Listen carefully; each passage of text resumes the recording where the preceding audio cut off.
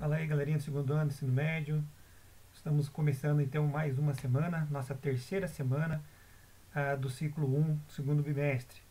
E quero deixar algumas orientações para vocês para essa semana e eu espero que vocês estejam conseguindo fazer todas as atividades aí. Bom, então além de assistir esse vídeo, essa videoaula, eu peço que vocês assistam a videoaula e depois dela façam um breve resumo no seu caderno das principais ideias que a gente tratou aqui dentro dessa videoaula. Bom, e em seguida leiam as páginas 29 a 35 do livro de vocês e façam apenas a atividade da página 33 proposta, tá bom?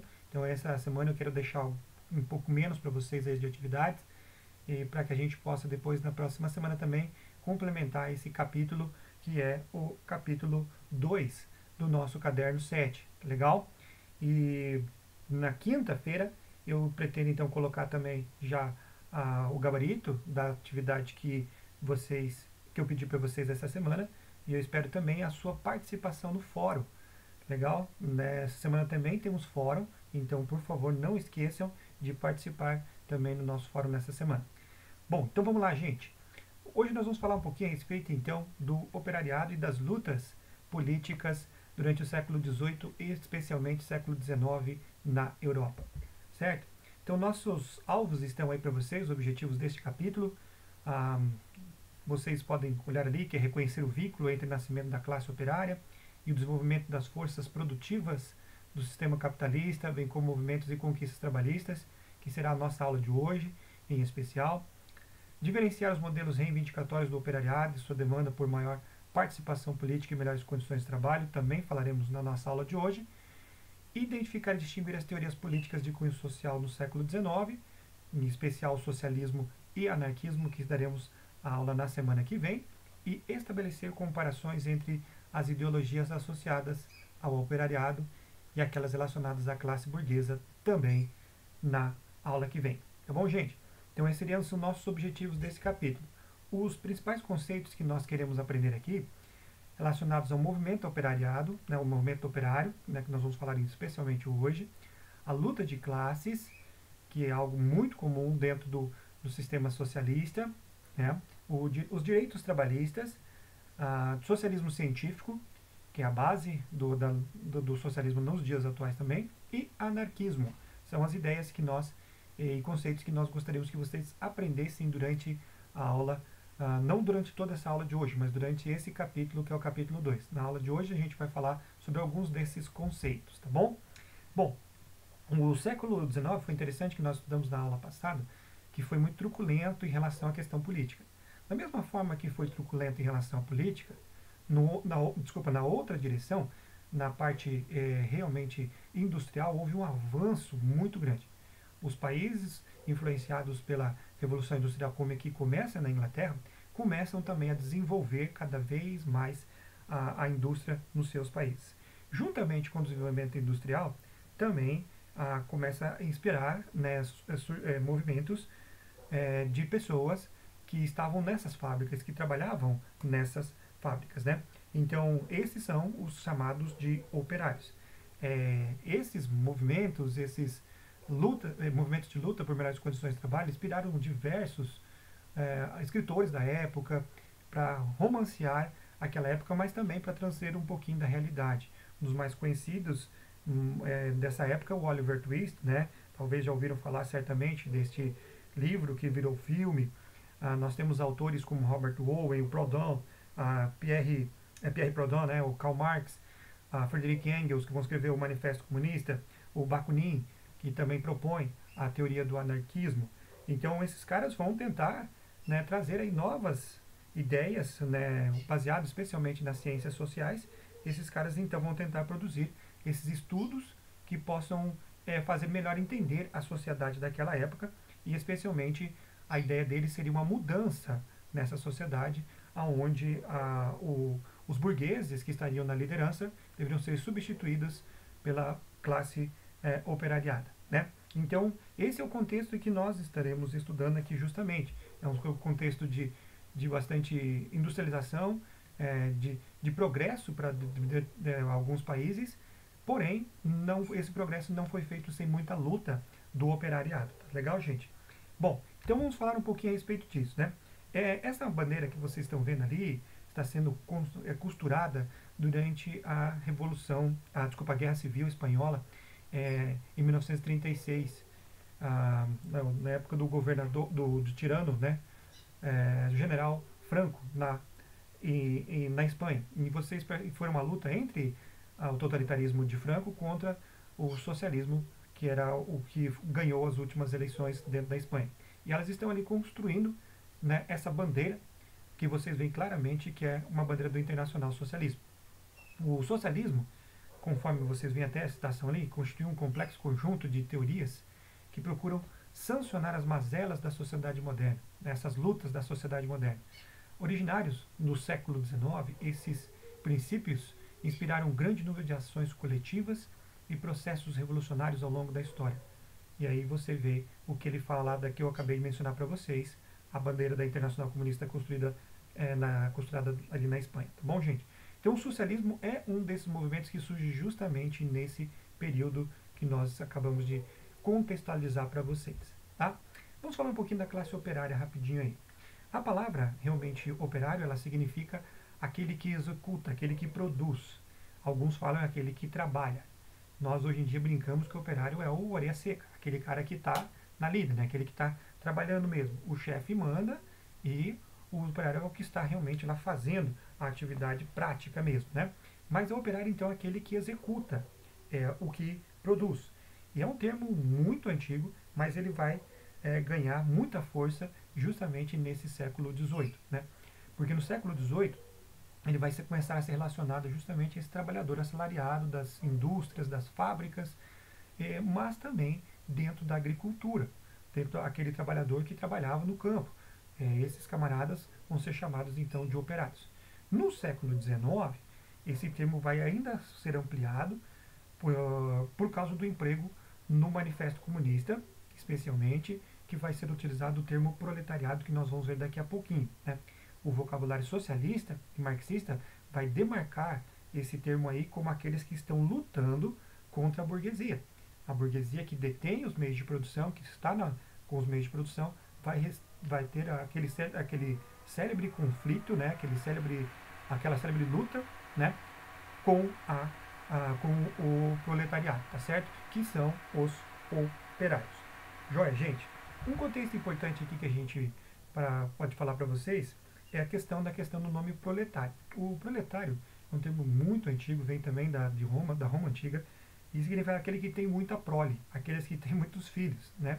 Era esse o significado, aqueles cidadãos da prole, né? Que tinham realmente uma quantidade de filhos muito grande. E eram normalmente aquelas pessoas mais simples e com pouco acesso à política, entre outras coisas, né? Mas aí com o Manifesto Comunista do Marx e do Engels, a palavra proletária ela vai assumir um significado muito importante e essencialmente político, né? Porque vai se referir àqueles que só têm uma propriedade. Que propriedade é essa? A força de trabalho deles. E é com a força de trabalho deles é que eles vão lutar, né? Essa é a ideia do Manifesto Comunista. E o que eles fazem com essa força de trabalho? Eles acabam vendendo aos donos do capital, aos donos dos meios de produção, que seriam os burgueses, e isso é o que gera essa constante conflito de classes. Essa venda de trabalho, a venda da força de trabalho dos proletários para os donos dos meios de produção, que seriam os burgueses. Tá bom? Joia, gente. Continuando aí, ainda falando sobre essa questão da classe operária, o contexto da Revolução Social ela vai aumentar ainda mais a quantidade de trabalhadores urbanos. E esses trabalhadores urbanos, eles às vezes trabalhavam em fábricas com condições péssimas de vida, né? Com condições terríveis. As primeiras fábricas nem se falam. Eram fábricas pequenas, com pouca ventilação, as máquinas movidas a vapor, aí a questão da poluição, problemas respiratórios, pouquíssima circulação de ar, as máquinas extremamente perigosas. Então não era raro acontecerem acidentes de trabalho dentro dessas fábricas. Pessoas perdendo mão, perdendo partes do braço. Então isso acontecia constantemente nessas fábricas. Essas fábricas né, também fizeram com que o desenvolvimento dessas fábricas fez com que os patrões começassem a cada vez mais utilizar da força de trabalho desses trabalhadores que estavam sem trabalho nas cidades e que acabavam entrando, submetendo a esses pequenos salários a uma jornada de trabalho exaustiva de aproximadamente 15 a 16 horas, né? E com medo do desemprego, muitos deles se submetiam a essas condições péssimas de trabalho que eram impostas a eles, né? Ah, outra coisa interessante é que, por exemplo, os quadros representativos daquela época, livros, romances e tudo mais, representavam Londres e Paris como cidades assim sujas, cidades assim que eram empobrecidas, as ruas, porque as pessoas que não conseguiam lugares de ocupação nesses trabalhos acabavam vivendo uma vida realmente muito simples. E as cidades eram pintadas e registradas de uma forma realmente assim muito suja e desorganizada. O que alguns acreditam que seja só parte do romance, mas grande parte também dos historiadores acredita que foi algo real, por causa das condições péssimas de vida que alguns desses que não encontravam lugar de trabalho nas fábricas acabaram vivendo, e também os próprios trabalhadores que não tinham salários muito bons, né? Então isso era um outro grande problema dessas primeiras fábricas da Revolução Industrial ali, que começa especialmente na Inglaterra, mas que vai se difundindo pelo mundo afora. Bom, mas o que nós vemos aqui? Devido a essas condições precárias de vida e de trabalho, isso vai inspirar movimentos, né, de luta. Os trabalhadores começam a lutar, a reivindicar melhores condições de trabalho, melhores salários, uma diminuição na jornada de trabalho, né? E isso, às vezes, inicialmente foi marcado por grande violência, por destruição de máquinas, destruição até de vidas. Algumas pessoas perderam suas vidas nessas lutas do operariado aí do final do século XVIII, início do século XIX, né? Mas aos poucos as lutas foram trazendo resultados. As lutas vão sendo trazendo alguns resultados que foram beneficiando a essa população, especialmente chamada, né, de operariado. Bom, esse é o contexto aí que nós estamos falando, o contexto da Revolução Industrial, nessas imagens que você apresenta, representativas para vocês, das fábricas, que eram localizações muito fechadas, com problemas de circulação, e aí o calor também era intenso, tá? Então tudo isso aí tem nessa imagem para vocês. Alguns movimentos de destaque que é importante a gente apresentar, nós temos aqui o ludismo. O ludismo, ele vai surgir na Inglaterra ali no século XIX, né, entre 1811 e 1812, e dizem que esse movimento teve o nome vindo de um dos seus supostos líderes, o Ned Ludd, né? Alguns afirmam que esse nome, essa pessoa realmente nem existiu, mas era um movimento que surgiu na Inglaterra, que levou esse nome, ludismo, e eles, inicialmente, a luta deles foi destruindo máquinas e outros equipamentos, porque eles acreditavam que essas máquinas estavam fazendo com que eles perdessem os seus próprios empregos, né? Então, é um movimento que causou muitas perdas para os donos das fábricas, mas ao mesmo tempo também acabou afetando grupos próximos a esses ludistas, né, que eram aqueles trabalhadores que tinham que trabalhar mais tempo ainda nessas fábricas até que fossem substituídas essas máquinas. Mas, inicialmente, foi um movimento interessante aqui de ser estudado, porque conseguiu mudar algumas atitudes dos patrões naquela época. Um outro movimento bem conhecido é o cartismo, né? E ele vai surgir na Inglaterra um pouquinho mais à frente, de 1830, quando a França estava passando por um período de revoluções, a Inglaterra que vai experimentar especialmente o desenvolvimento industrial, né? E nesse de 1830, o cartismo vai surgir, e ele é derivado de uma carta, The Charter, carta, né? Uma carta escrita por William Lovett e Fergus O'Connor. Eles vão escrever essa carta, que é chamada de Carta do Povo, né? E ela exigia uma série de direitos para os trabalhadores. No próximo slide aqui você verá esses direitos. Estão lá os The 6 Points. Então são esses os 6 pontos traduzidos para vocês aqui nessas exigências. Sufrágio universal, ou seja, o voto universal, né? Mas veja só que é um voto universal masculino. O direito de todos os homens ao voto, não as mulheres ainda presentes não estão calma aí, mulherada, vocês ainda não vão poder votar, tá legal? Então é um direito apenas para todos os homens, independente da renda deles, porque a maior parte dos países ainda o voto era censitário, tá?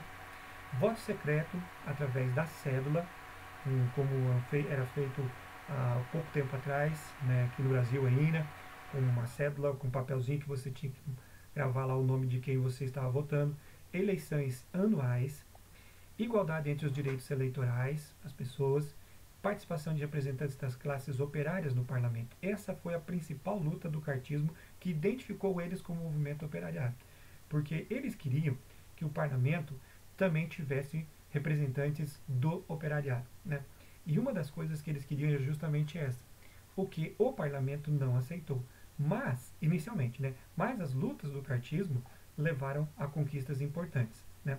Uma das coisas que eles pensaram é que também os parlamentares deveriam ser remunerados, porque caso os operários participassem, né, definitivamente realmente desse parlamento, então agora eles poderiam ter pelo menos ter uma fonte de renda. Então o cartismo ele vai ter inicialmente uma grande oposição, os parlamentos não vai aceitar essas exigências, mas posteriormente eles vão sendo atendidos aos poucos em algumas dessas reivindicações que foram importantes ali dentro da Inglaterra, tá bom? Outra coisa importante aqui são os trade unions e os sindicatos. Na verdade, os trade unions é que vão se transformar em sindicatos, né? O que é os trade unions? Os trade unions, eles foram organizações que deram origem ao movimento sindical, né? Esses trade unions, eles começaram na Inglaterra também, né? Inicialmente ali em 1810, alguns dizem, tem ali as primeiras menções a alguns desses trade unions, né? Então são uniões operárias, são operários que se unem em busca de melhores condições de trabalho. Então as principais lutas desse trade union inicialmente era pela diminuição da jornada de trabalho e também pelas melhores condições de trabalho nas fábricas. E eles tiveram no início uma lenta adesão dos trabalhadores por causa do medo, né? Então as pessoas tinham muito medo de perder os seus empregos. E eles tiveram essa evolução muito lenta nas suas reivindicações, mas a partir da segunda metade do século XIX, eles vão evoluir para sindicatos. E esses sindicatos, né, que agora é muito presente nos dias atuais, é uma forma de organização dos trabalhadores considerado nível de ideologização e organização, aonde eles vão lutar por melhores condições mesmo de fato e de trabalho, né, para as pessoas. Porém, infelizmente, alguns sindicatos hoje se transformaram em cabide de emprego para algumas pessoas, né? E isso é uma das grandes críticas que se faz de alguns desses sindicatos, que se transformaram apenas em cabide de emprego para algumas pessoas. Ao invés de lutarem, eles acabam até pelas condições de trabalho para os trabalhadores, acabam se juntando aos patrões em algumas coisas, e isso não tem trazido muitos benefícios, tá bom, gente? Então, eu acredito que isso daí seria muito importante vocês saberem. Aí você vê essa imagem que mostra justamente esses trabalhadores exigindo melhores condições de trabalho e protestando ali na Europa do século XIX. Tá legal, gente? Por último, a classe operária. Enquanto as entidades representativas dos operários se organizavam, um grande número de pensadores sociais buscavam alternativas para a construção de uma sociedade mais justa, aquela resultante da Revolução Industrial. Uma sociedade mais igualitária que sobrepusesse o ser humano ao capital, enfim, uma sociedade socialista. É esse o assunto que nós vamos estudar a partir da semana que vem, quando a gente vai falar desses movimentos que surgem, entre eles o socialismo e o anarquismo. Mais o socialismo, né, que lida diretamente com a população, que é o que nós chamamos aí do operariado, que acabamos de ver ali as definições nesta aula. Tá bom, gente? Espero que vocês tenham entendido. Fica aí um grande abraço para vocês e boa semana.